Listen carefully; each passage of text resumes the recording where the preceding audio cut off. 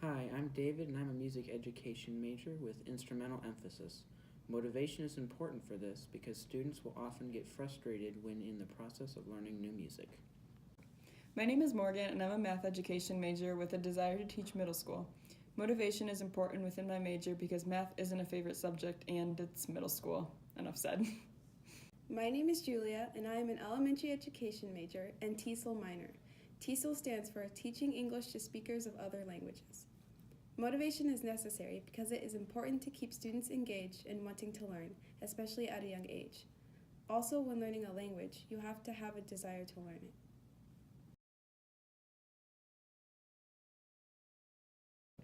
According to Castiglione, out of 100 students, 15% understood the content better when a good role model was present at home. The other 85% did not have a positive role model at home, causing lower test grades, and not as much information was retained.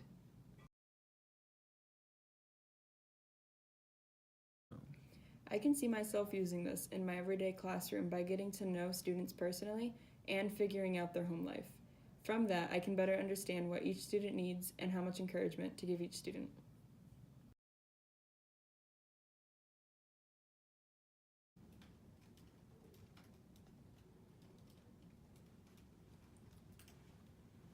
So, Julia, you finished your paper yet? Nope, I'm still working on my psychology project. Well, if you finish that project and your paper by 8, I think your mom and I can take you out for some ice cream. Can we make it 9:30? 8:30. How about 9? We can do 9, but you're only going to get vanilla. It's fine with me. I like vanilla ice cream. So in my senior year of high school, I took an AP English class, and my AP teacher was smart in the way that she encouraged us to do our homework on time. We would have a sticker system, and she would, every time we turned an assignment in on time, we were able to put a sticker on the chart, and it was encouraging for us because it was like kind of our motivation to get it done. And I don't know, it was nice to see like how many stickers we had gotten for each quarter of the year, and it kind of became like healthy competition because like if someone missed an assignment, we weren't mean and like said, oh look, you didn't get a sticker, but like I don't know, we kind of would encourage them to then turn in the rest of their assignments in on time. So I think she was really smart in having us have that sticker system to keep us motivated and encouraged. According to Coca, young children believe that they can achieve anything and that they are capable of learning anything. As they get older, though, they lose that optimism and have a more realistic outlook. It is then the teacher's job to help keep their students' optimistic mindset.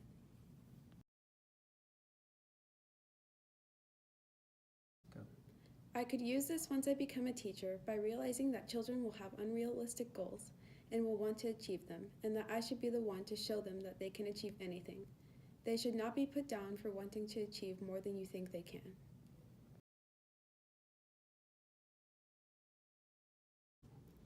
As an example of optimism, I was about 10 or 11 at the time, and I had to learn how to do math all in German, and it was really frustrating and annoying and hard, and I was very pessimistic about it, and I didn't want to do anything, especially since the way even that they taught math was different than what I had been used to at the time.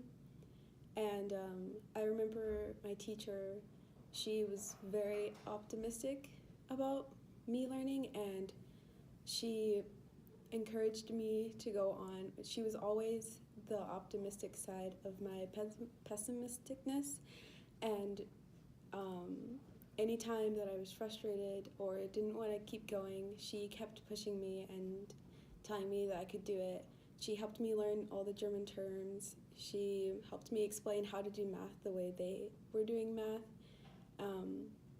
It was really nice to just have that optimistic side always there in like my ear during that time, and it eventually made me optimistic and made me want to learn math that way more.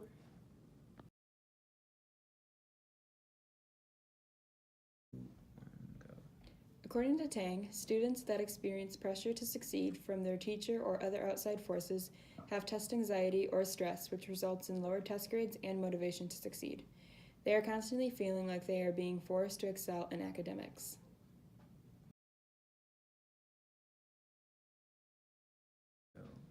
Understanding each student and how they will react and deal with pressure will help in my future classroom.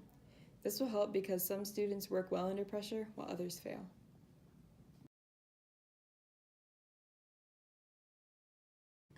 As an example of pressure, my senior year of high school during a volleyball match, we were playing North Central, which was the lead school in my conference. The score was currently 24-23 in the 5th set. And if any of you guys know anything about volleyball, that is extreme pressure in a very close game. So, of course, I was up to serve with our team being in the lead with the 24 and the other team being with the 23.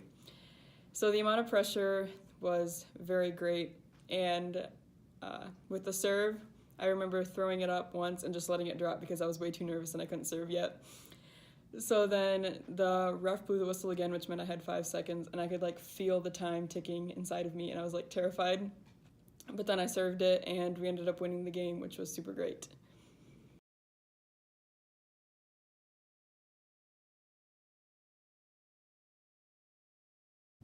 Intrinsic motivation is when the motivating force comes from inside of the person. Extrinsic motivation is when the motivating force comes from outside the person, such as rewards or parental pressure. From Koka's research, a man named Gottfried found that intrinsically motivated children are more successful academically than those with extrinsic motivation. He hypothesized that intrinsic academic motivation is positively and significantly related to school achievement.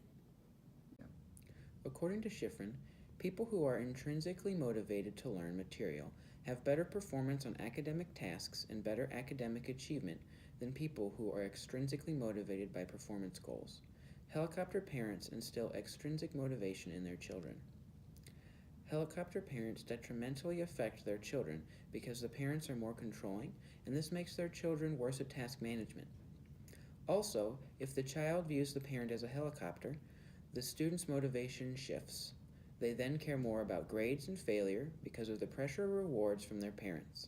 The constant help from the parents decreases the student's motivation and ability to master material.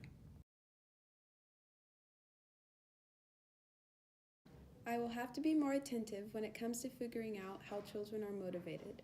Then I will work accordingly and find a way to adhere to both types of learning, that way each child benefits. I can apply this in life when I have children and remember that I need to give my children positive self-regard and cultivate intrinsic motivation.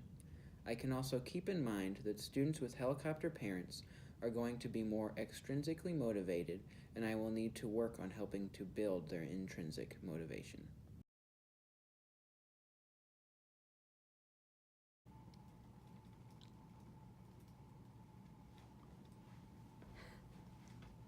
Oh wow, Julie, you've come a long way with that. Yeah, I'm trying. It looks really good. Thank you. You're welcome.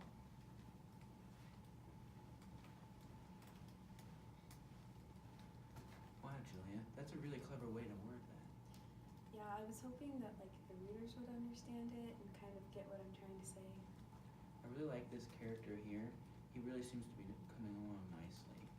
Thanks. Good job, Julia.